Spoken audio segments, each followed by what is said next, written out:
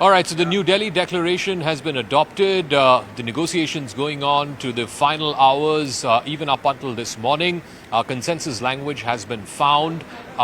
There is, of course, criticism that the language against Russia in the war in Ukraine has been diluted somewhat. And also there is the other big announcement of the economic corridor from Asia through the Middle East all the way to Western Europe. Joining me now is a professor at the Columbia University and someone who has seen very closely the developments of the G20 over the last 15 years or so, since it's been moved to the heads of state and heads of government level. Professor Jeffery Sachs, thank you very much for joining us on this special broadcast. First of all, what do you make of this New Delhi Declaration? There are 8 paragraphs dealing with the war in Ukraine. There is no direct reference to Russia. Do you believe that was the clincher and that's how all countries gave their consent to this declaration? This is a very good declaration, and this is a very big success for India. So I would really congratulate the government of India for this. I think everybody was wise to back off of trying to break this G20 over the question of Ukraine, which is a more complicated question, perhaps, than either side wants to admit. It's not all good and evil as the United States or others think. So they backed off, and this declaration focused on a lot of very important matters around economy, finance, sustainable development, climate, fighting poverty. And it is a consensus document, and it's a very well done document. Now, the key is to implement it, but the aspirations that are expressed in this document are really well directed. I'm very pleased with it. I'm curious to know what's your best understanding of how the West, the US, its European partners, given how polarizing this war was and has become, how did they agree to a text, a draft, which does not mention Russia at all? Well, I think this is a success of Prime Minister Modi. It's a respect to India as host of the G20. It is a realization, perhaps, by the US and Europe that breaking apart the G20 in this way not only would be an embarrassment to India, but ultimately would be an embarrassment to the US and Europe. You know, the world does not see eye to eye with the US government on how it interprets this war. I don't, by the way, at all. I think that this war in significant part came from Washington relentlessly trying to expand NATO to Russia's border, and that was extremely dangerous, provocative, and unwise. Well, the United States doesn't view it that way. It wants to blame everything on Russia.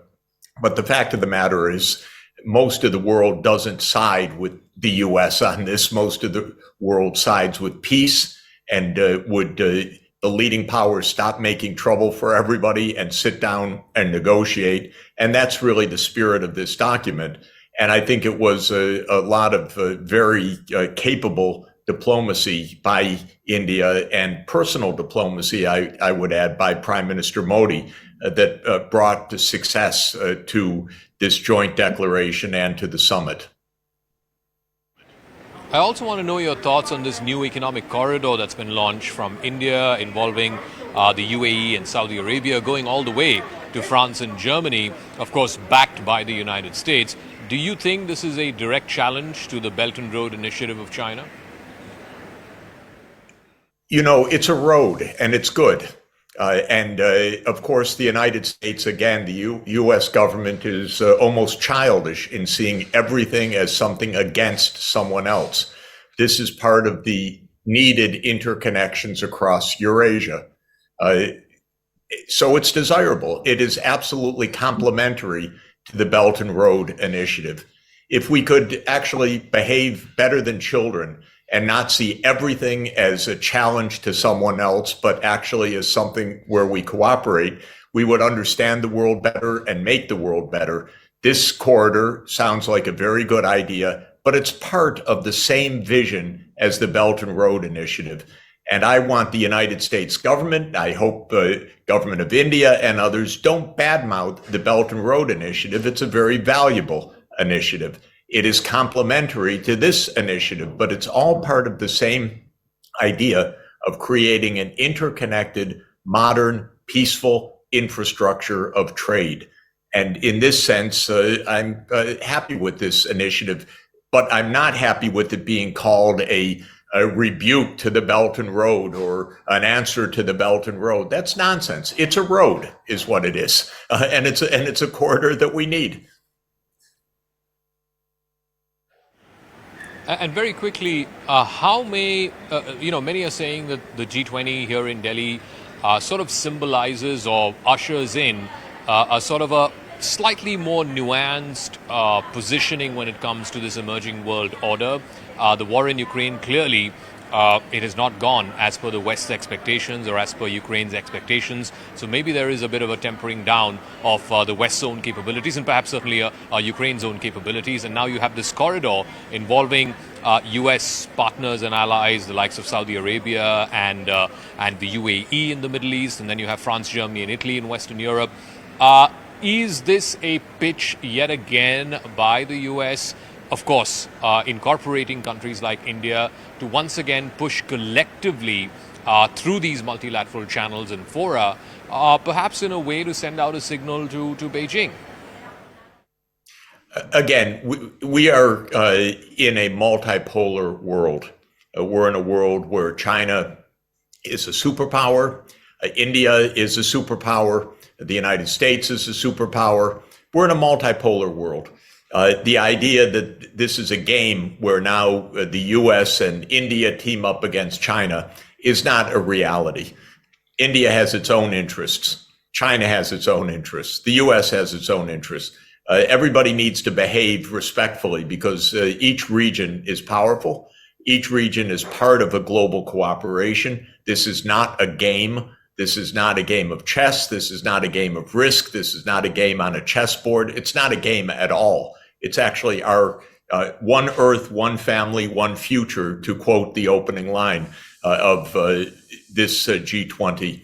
And so I really want us to move beyond, can the US create a new alliance against China? That is America's thinking, but I have no patience for it. It's absolutely anachronistic to think that India is somehow going to side with the West against China is very naive. India is a major power, 1.4 billion people, with a lot of interests and a lot of complexity and a lot of strong positive relations with China and a lot of difficult relations with China. And suddenly, India is not suddenly going to be part of the West. India is actually the main part of South Asia. South Asia is an even bigger part of the world. But the idea that you somehow put these pieces together in these alliances is, to my mind, outmoded thinking in an interconnected, multipolar world. And of course, it's America's thinking, but please, everybody should remember, what is America's idea? It's to be number one in the world. Well, how silly is that? That's childish. That's still America's idea. I would not succumb to it, frankly. All right. Professor Jeffery Sachs, it's always a pleasure speaking with you. Thank you very much for joining us with your thoughts on the New Delhi Declaration and what's been achieved in this Delhi edition of the G20 Heads of State Summit. Thank you. Thank you so much. Pleasure to be with you.